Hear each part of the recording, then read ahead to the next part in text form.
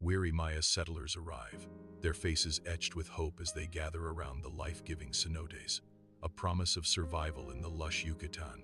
Amidst the vibrant, teeming jungle, they begin to build their village, a sanctuary born of determination and the lifeblood of water. With resolute hands, they lay the foundations of their new home, a testament to their enduring spirit. They name it Chichén Itzá, at the mouth of the well of the Itzá people, a legacy etched in stone and water. Under the blazing sun of Chichén Itzá, Lord Kakupakal, adorned in jade, surveys the bustling construction site. Maya laborers and Toltec artisans work in concert, raising structures that blend their distinct architectural styles. He pauses before a newly erected stele, his fingers tracing the feathered serpent glyph etched in stone.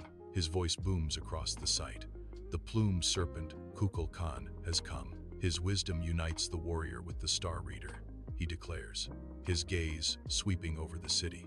With unwavering conviction, he proclaims, "Our city will be the balance." Inside Caracol Observatory, Ixchel, the Maya astronomer priestess, gazes skyward, tracking Venus through the ancient window slots. Incense smoke curls in the still night air as she observes the celestial dance above. Her voice echoes in the observatory, a mix of reverence and ancient knowledge. "Venus is the twin star," she proclaims, a statement of cosmic significance. "The evening star is the spear thrower, signal for war," Ixchel warns, her words heavy with prophecy. Under the blazing sun, Akmo meticulously chisels into the massive stone rings of the ball court. Sweat glistens. His weathered hands dance across the stone, shaping intricate designs with practiced ease. Pausing, Akmo gazes upon his work, a glint of understanding in his eyes. "It is not a cruel face. It is a waiting face," he murmurs, his voice echoing in the vast court. "It receives the gift that keeps the world in motion," Akmo declares, his words imbued with ancient wisdom. Dawn breaks in the Temple of Warriors, sunlight illuminating carved columns and statues of Toltec warriors.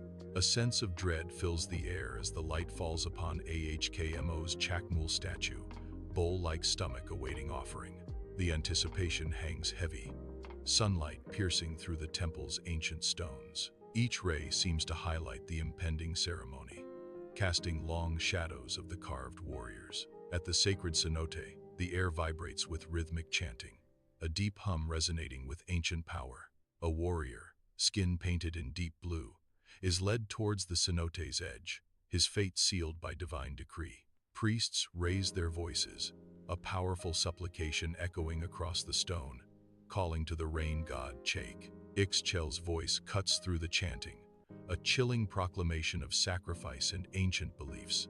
"The well is a mouth to the underworld," she declares, her words carrying the weight of tradition and fear. "It thirsts. It must be fed with the most precious water. Life," Ixchel concludes, sealing the warrior's doom. Thousands of faces fill the plaza, eyes fixed on the ancient Castillo under the fiery kiss of the setting sun. Anticipation hangs heavy as the sun descends, painting the sky in vibrant hues of orange and gold. A serpent of light slithers down the pyramid, a breathtaking dance of shadow and stone. A collective gasp sweeps through the crowd, a wave of awe rippling across the expectant faces. Kaopakal's voice booms, "See, the god joins us. The covenant is renewed. The rains will come. The sun will return," he proclaims, as hope ignites in the plaza. Chichén Itzá stands desolate, its majesty fading under the relentless passage of time, a haunting testament to a lost civilization. The jungle's tendrils creep through the stonework, slowly reclaiming the empty plazas. A silent invasion of nature. A heavy silence permeates the air, broken only by the echoes of drought and famine whispering through the ruins. The deserted city whispers tales of revolt and decay, its grandeur now a haunting memory. Nature reclaims stone by stone, the jungle a silent, creeping conqueror over what was once a great civilization. Echoes of whispers linger where crowds once gathered, telling the story of a civilization's descent into ruin. At Chichén Itzá, Friar Diego de Landa's face is a mask of zeal as he commands his men to build a bonfire. Alonso watches, his eyes reflecting the horror as sacred Maya codices are thrown into the ravenous flames. Idols and carved stones follow, consumed by the fire, symbols of a culture meeting its end. Alonso cries out, his voice thick with anguish. He burned our memory. He thought he was burning lies. He was burning our history, our science, our years. Alonso laments, the smoke carrying away centuries of knowledge. Under the blazing Yucatan sun, Edward Herbert Thompson surveys the Sacred Cenote, sweat glistening on his brow. Buckets rise from the murky depths, revealing mud, shimmering gold, and vibrant jade. Amongst the treasures, human remains emerge, skulls and bones, silent witnesses to a forgotten world. Lantern light illuminates Thompson's furrowed brow as he pens a letter, lost in thought. His voice echoes in the night, a solemn declaration. We have confirmed the darkest legends. The mud holds both their splendor and their despair.